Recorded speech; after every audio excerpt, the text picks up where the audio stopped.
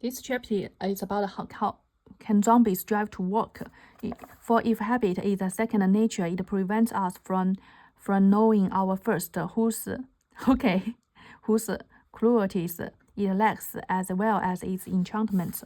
How many times have you arrived at work in the morning after having driven for 30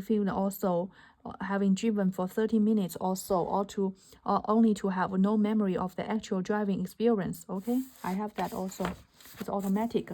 Zombie among us. Imagine a family of zombies arise from a long-forgotten crypt. When they reach the surface, pedestrians shriek in horror as they see the undead charging along the sidewalk, most offended by their judgmental reactions. Both human beings and thermostat detect temperature, but only human beings experience warmth or coldness. The post-op zombies were like a thermostat, but with respect to other experiences. Philosophies like wrote the creature physically identical to us, but have no conscious experience, or is stuck inside. An airline pilot can leave the cockpit. A zombie is like a plane on autopilot. A functionality is the same, but there's nobody having the experience inside. Can human beings like planes operate an autopilot? Or put another way, could the post-op zombie successfully blend in with human society and do everything humans do, just like the Chinese can be human beings, despite not having been human? Okay. The preoccupied driver doesn't remember having the unconscious experience of driving. Just like when I get out of my house, I didn't remember I locked the door or take off my shoes. If objects on the subject are big and obtuse, and the billboards can be missed just because of a cell phone conversation. Certain neurological disorder further expose the fact that visual detection and the experience of seeing are separate processes. The drawing on the right are done by the. It is true. Consider Darren, 34-year-old man who suffered from deliberating headaches for 20 years. 34, okay, so young to suffer. After imagining his brain revealed a malfunction of the blood vessels in his right occipital lobe, he realized that his symptoms were not going to improve without surgery. A neurosurgeon cut out the malfunction. In doing so, also removed a large chunk of Darren's right occipital lobe. After his surgery, happily reported that his headaches had improved, but that he was still adjusting to the unfortunate side effect of the procedure. He was blind to everything on the left side of his body. The right occipital lobe controls vision on the left side of the body, partial left side of his body, blind, so he can use his left. I don't know why his left side of his body. Partial blindness was to be expected. However, this was one aspect of Darren's visual symptom that was quite unexpected. Ina dimly was asked to sit in a chair and place her head in a chin rest. With eyes looking straight ahead, experiment flashed a spot of light in the blind part of his visual field. Despite being blind to everything in that area, was able to detect the light had been flashed. And he removed his eye to focus on the source. The research group asked Darren if he could see the light. He insisted he couldn't. The experimenters shined the light again as a light field, asked Darren to point out the source, just to take his best guess. Shrugging his shoulders, stuck his fingers out. He pointed right at it. He guessed his guess happened to be correct, but perhaps he got lucky. Repeated the test again and again. Each time he shined the dot of light in a different position. Each time what got it right. It's so simple. So only his brain don't know it, but his body and his eye is okay.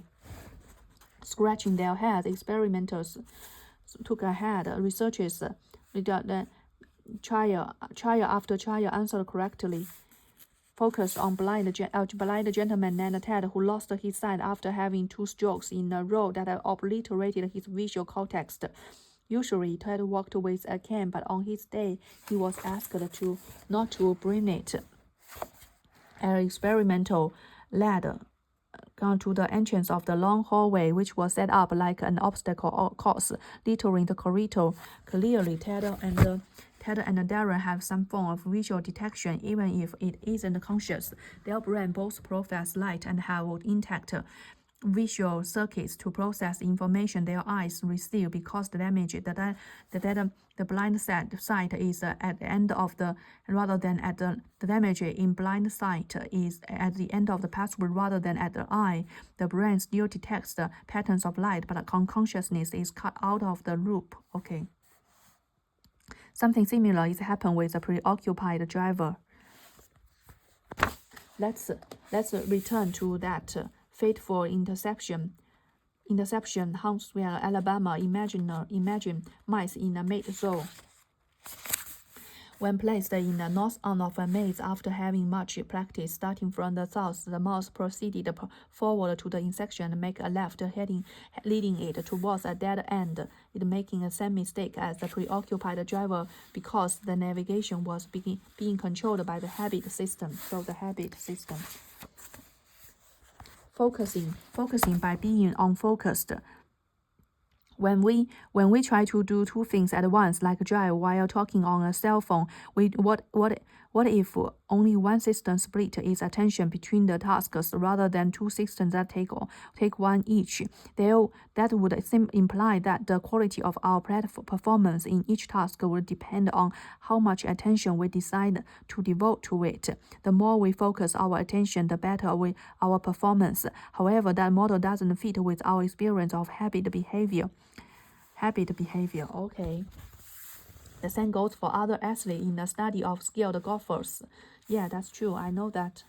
The division of labor between our two brain systems doesn't stop with basketball or golf. Our most subtle behavior can be controlled by habit or explicit conscious detection, or depending on which system is implied. I just think that when you learn something at the first place that you don't form a good habit, then you at the first that you failed, then you will form a bad habit and always fail in the long time. How to identify a fake smile? What is it about fake smile that make us all feel ungenuine? Why is it so difficult to fake a smile? Okay, there are creases on his cheeks that are not around his eyes. The obscurus muscle was not contracted. The skin, okay. Which is fake smile? This handsome fellow. We contracted those muscles fully in the thing next to our eyes so we can see the picture of this handsome fellow. The difference in the muscle contraction in genuine versus fake smiles illustrates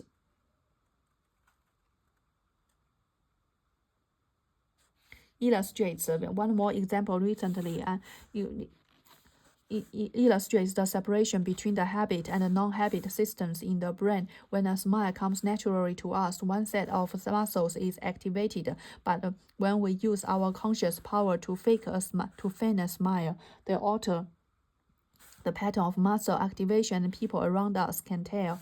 One more example. I noticed a colleague in the hall of hospital where I work was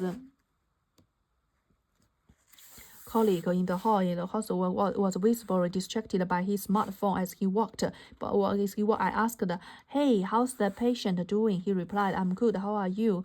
"Hey, how are you?" And the automatic response will evidently respond to, "Hey, how are you?" Which is not what I asked, with his mind preoccupied by the phone, okay? Dual control system involves different regions of our brain and have a distinctive effect on our behavior, whether in sports or in the way we interact socially. But the incident with our colleague implies that they differ in yet another way. They are associated with separate forms of memory. Why we forget to pick up a gallon of milk in the first place, okay? As I am preparing to leave work on My wife calls me, asks a gallon of milk. As I get in the car, I remind myself once more. I drove home as I usually do along my normal route. It's not until I arrived home as I am walking towards the door that I suddenly realized that I forgot to pick up the milk again. However, I'm not worried about it. Not only because it's very understanding. Okay. My wife asked me, no problem. As I got in the car, stepped into the elevator, head to the parking lot. Okay. When the electrical current is fired at the mouth's hippopotamus, the temporary turning it off, and an unchained mouse can make its way through the maze at all. It can remember where it is, where it wants to go, and what it's been placed in the maze to do, without the hippopotamus to store and retrieve those memories. Disoriented mouth run around a random pattern. So what does all of this have? All of this have to do with my forgetting to pick up a gallon. He doesn't. The habit occurs exclusively by retrieving and storing the procedural memory. He doesn't remember the drive to work, because whenever something is done using the habit system, the memory that activity is not recorded in the using episodic memory. Not only is habit unable to record information into episodic memory, cannot retrieve information from it either. It just doesn't have access. This is a trouble I face as I drove home with my wife's in the back of my mind, because I'm spacing out. Procedural memory takes over as I drive home. As a result, I lose access to and therefore can't retrieve the important fact that I wanted to remember. My habit system doesn't know anything about gallons of milk, and by habit system, by allowing it to take over the drive, I put myself in a position that made it difficult to remember my task. So I guess I wasn't totally blameless, because thinking back on it, I probably could have tried harder to overcome my tendency to let habit take over. Why do we eat when we are not hungry? Okay, when the habit system takes control, our habit to retrieve information. The 32 healthy volunteers were asked to sit in front of a computer screen and press a button whenever an image appeared on the thing to do. When they pressed the button, a machine released either a chip called popcorn chip to determine how the development of habit affect our eating behavior. The researchers, I think I developed a very bad habit of drinking too much.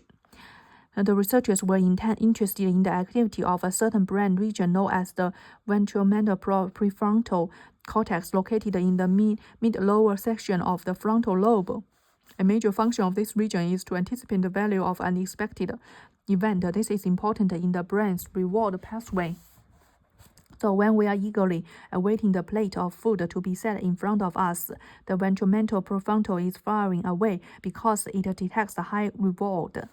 It detects that once we are full. However, the response is vastly diminished. If the waiter were to bring another plate of food, the ventral prefrontal would barely respond at all.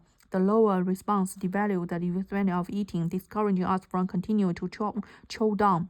Believe further that neighboring regions in the prefrontal cortex inhabit the feelings of being hungry generated in hippocampus, so the virtual medial prefrontal participant in a feedback loop. It positively reinforces eating when we are hungry, but the act of eating eventually causes the virtual prefrontal cortex to discourage us from eating and to recognize that we are full. Also wanted to compare the responses of this habit group was tested next. In the next condition, when they are hungry, they will exhibit an anticipatory signal as the press the button next the subject or at a large meal. Once they were satiated, the habit soon returned to the task. They proceed to press the button once again as experiment continue to monitor the brain activity. Reward value of the snack was not downgraded even though they were full. The feedback loop was broken. This may explain why it is broken. Anticipated reward value was not downgraded. This time, was broken apparently because the subject were pressing the button and eating the snack out of habit. Their brains failed to discourage them from eating, from continuing to eat. Okay, it just is a monster that is doing itself, that it can't be controlled by brain. In fact, by maintaining the reward signal, Franklin was positively reinforcing the behavior of eating without being hungry. Being hungry. Okay. This often occurs when we are distracted by something, such as television. Doctors strongly recommend that people avoid eating in front of TV because it can lead to overeating. Okay, overeating. That eating and eating because as long as the TV is there and then you're eating, we passively watch TV. Then when our minds are preoccupied, our inability to unconsciously control our behavior is suspended, and our behavior seems to follow a pre-programmed course, which would happen if we lost that capacity for self-control. The identity executive dysfunction. Executive dysfunction. In cognitive neuroscience, executive function is used to describe a highest order function of the brain, including planning, decision-making, the control of attention, and self-monitoring. I like that. It's to the brain as a CEO as it is to the company. It endows us with the ability to broadly control the way we think and act. When people suffer injury to the frontal lobe and executive functioning is compromised, they can lose the ability to plan, okay, to make sound decisions. Another even more vivid example of frontal lobe dysfunction is a condition known as alien hand syndrome, in which a patient's hand might spontaneously grab a nearby object. The patient does not intentionally move the hand. It happens automatically, since sometimes the patient is even powerless to make the hand release the object and may have to use the other hand to remove it.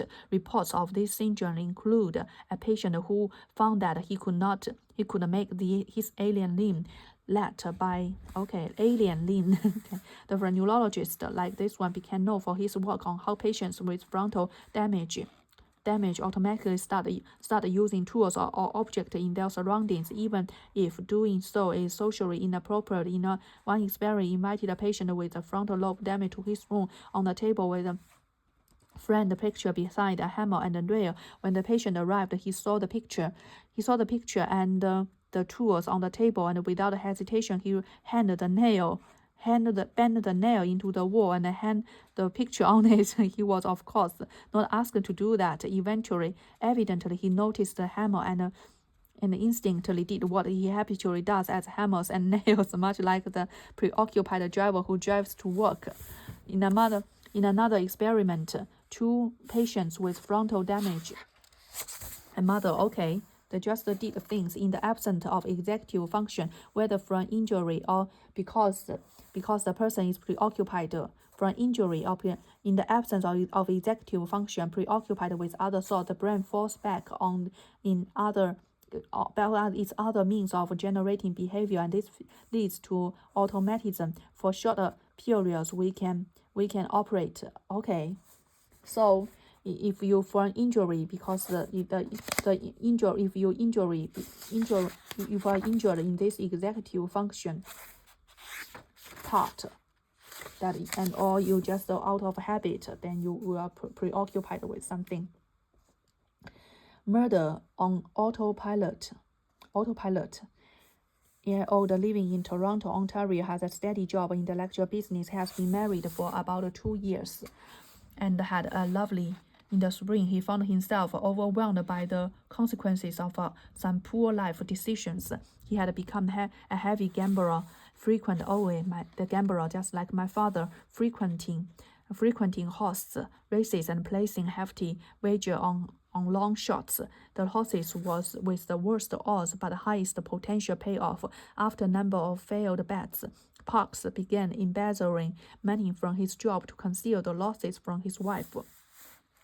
Going to work became a nightmare as he tried to covering up evidence of the stolen funds. When his theft was inevitably discovered, was fired from his work, and the charges were brought against him. It became increasingly difficult to explain his gambling to his wife. especially once they were forced to put their house up for sale. The weight of the dead pugs had accumulated, often kept him up for entire nights. When he did manage to fall asleep, he often awake in the middle of the night with pains of anxiety in his chest. After attending a meeting in Gamblers Anonymous, decided that the time has come to openly discuss his financial difficulties with his family and in-laws. The night before the meeting, he did not get a moment's sleep. Exhausted the next morning, he told his wife to push off the family meeting until the following day. Finally fall asleep on the couch. The next day was able to, after many separate questioning, story was remarkably consistent. He remembered nothing from the time he fell asleep until the moment he saw his mother-in-law's face, but during the period that he could not recall, investigators learned Park had accomplished quite a bit. He had gotten off the couch, put on his shoes and jacket, but after a medical evaluation for no signs. After many surrounded, the next thing was able to recall. Lovely friend also had a very warm relationship with his in-laws, feeling even closer to them than to his own parents. His mother-in-law affectionately called him his little, found himself overwhelmed by the consequences of some poor life decisions.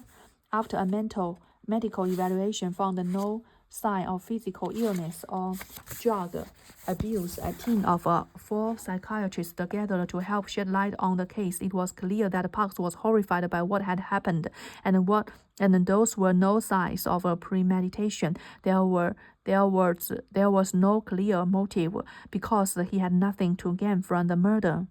Okay, he murdered someone. Separated, fell asleep on the couch after attending a meeting. In the next day was able, after many remembered, and he remembered nothing from the time he fell until the moment he saw her mother-in-law's face. But during this period, he could not recall. Investigators learned had accomplished quite a bit. He had gotten off the couch, put on his shoes and jacket, walked outside, drove his car. Joe had 23 kilograms, stopping at up to 3 traffic lights, entered the home of his in-laws, fought with and strangled his father-in-law, and stabbed his mother-in-law to death. Yet he remembered none of it. I don't know why. Murder in autopilot. Finally, with the help of neurology, it was struggled that a sleep disorder could have been something to do with it. A sleep disorder, okay. History of fragmented sleep as well as the sleepwalking, as he did many members. Okay, to better understand what might have been going on in Kenny's brain on that terrible night, we need to think about the 4 stages of sleep. In stage 1, I know that difficult. Sleepwalking is a mysterious example. Sleepless is a mysterious example of how a person's behavior can be overtaken by automatic process he can't control. Sleepwalking, as we have just seen, it can lead to terrifying consequences. The American Academy of Sleepwalking difficult to arouse the person during the episode. Mental diffusion. Following characteristics, reports of sleepwalking okay. In stage 1, you are just barely falling asleep. It's pretty easy to wake up at this stage. In stage 2, your muscles reflex, though at times there may be spontaneous contractions. Your heart rate slows and body temperature cools. Body temperature cools as the body readily itself to enter deep sleep. Is known as slow wave sleep and is the deepest period. It is during slow wave that people can have night terrors, nocturnal urination.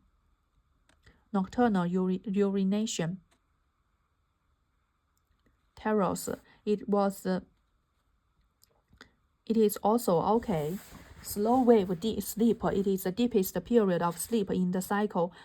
Nocturnal urination. It is just wow, it's so terrible. You just urinate when it is the deepest period of your sleep. It is also the part of the cycle in which people sleepwalk. Finally, during rapid eye movement sleep, your muscles Finally, during REM sleep, your muscles are completely paralyzed. This is a stage in which we experience your completely paralyzed, the stage in which we experience our most vivid dreams. The muscle paralysis prevent us from acting. The muscle paralysis prevent us from acting out our dreams in reality. However, the same cannot be said, which is, as mentioned, the plan found to be unusually long in Kenning's case, is mysterious example. Mental confusion, difficult to arouse the person during. Difficult to arouse. Mental confusion when awakened. Mental confusion, complete or partial amnesia for the episode, amnesia, or complete or amnesia, potentially dangerous behavior. Reports of sleepwalking have included everything from throwing heavy objects, jumping out of bedroom windows, and even sexual acts during sleep. Sexuality during sleep have even been given a name in scientific literature. People who sleepwalk. Alternatively, perhaps the reason people don't remember sleepwalking is that the brain does not record those incidents in episodic memory. Sometimes we remember our dreams, but it seems that equally often we don't. Researchers show that it depends on the stage of sleep we are in. People often remember the dreams that they had around the time they are sleepwalking, but don't remember the sleepwalking itself or the things that the episode did not sleep well. He was under incredible pleasure as his psychological breaking point, as he's prepared to face his in-laws and come clean about the clients and recklessly that he had brought his family to ruin. As he prepared to face his in-laws and come clean about the lies and recklessness and that had brought his family to ruin in his fragile mental state, it is possible that a fantasy crept into his mind during that. Perhaps he dreamed of a way to avoid the confrontation if only his in-laws were dead before he had to meet with them. The Parks. Well, this is the key. If only his in-laws were dead before he had to meet with them. Parks, so it just happened. Parks would never have committed a murder, it seems, if it were awake conscious reflecting his own behavior. There is a chance that Kenneth's mind was preoccupied by a terrible dream that night. Without his conscious faculties to monitor his action, his automatic system took over. He became a most deadly preoccupied driver as he traveled more than 14 miles in his car and committed murder, all in autopilot. Eventually, zombies do exist, and they are capable of committing atrocious acts. I just think the Chinese are all zombies. They do evils that they don't understand. We are wired with automatic system that can control our behavior. The fact that this system is capable of acting against our best interest, whether by leading the mouse down the wrong arm of maze or by causing the man to commit murder, raises an obvious question. Why does this system exist? Two systems for multitasking. In his classic song Piano Man, originally released, Bill Jory plays the two instrumentals at once, the piano and the harmonica. It is difficult enough to coordinate two hands while maintaining the flow of the piece, but playing another instrument simultaneously is a feat that few can accomplish. How did he do that? It's tempting to say that Billy Joel has unlocked certain abilities that the rest of us cannot access.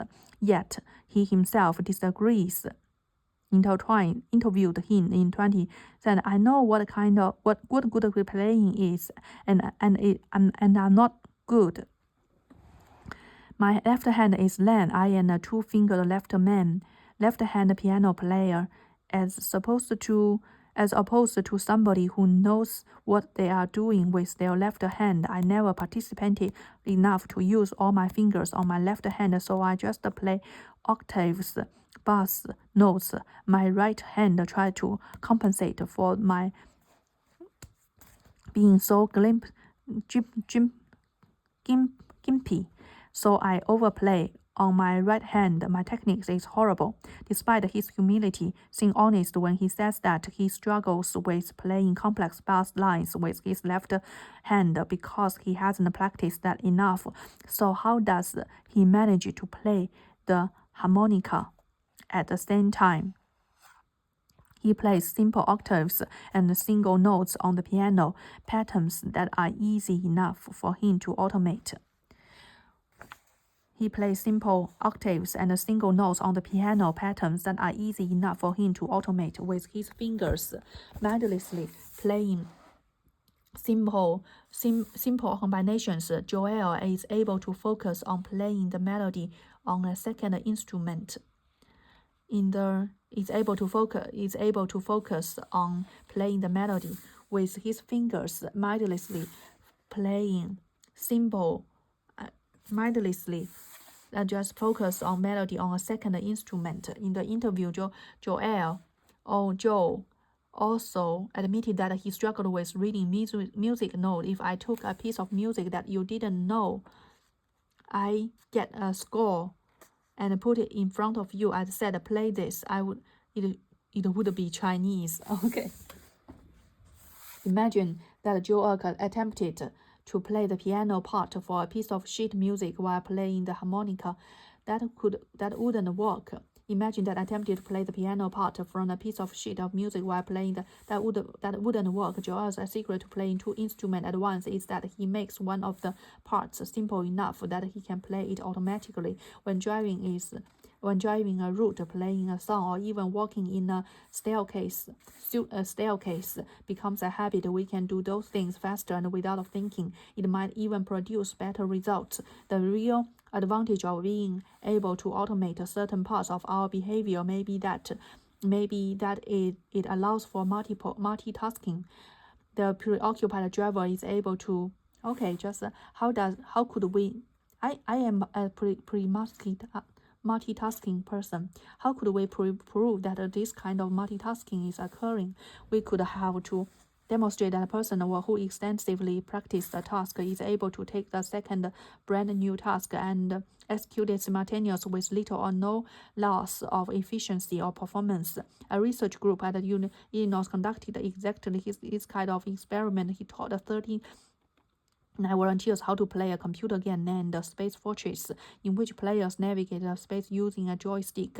The objective was to destroy the space fortress at the center of the screen by launching missiles at it using a trigger button at the joystick.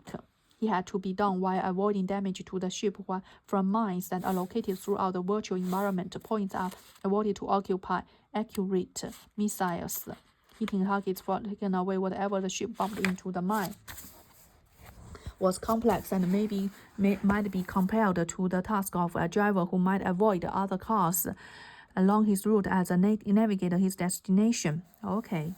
In the next phase of the experiment was asked to just playing Space Fortress. They played it again and again for a total of 20 hours.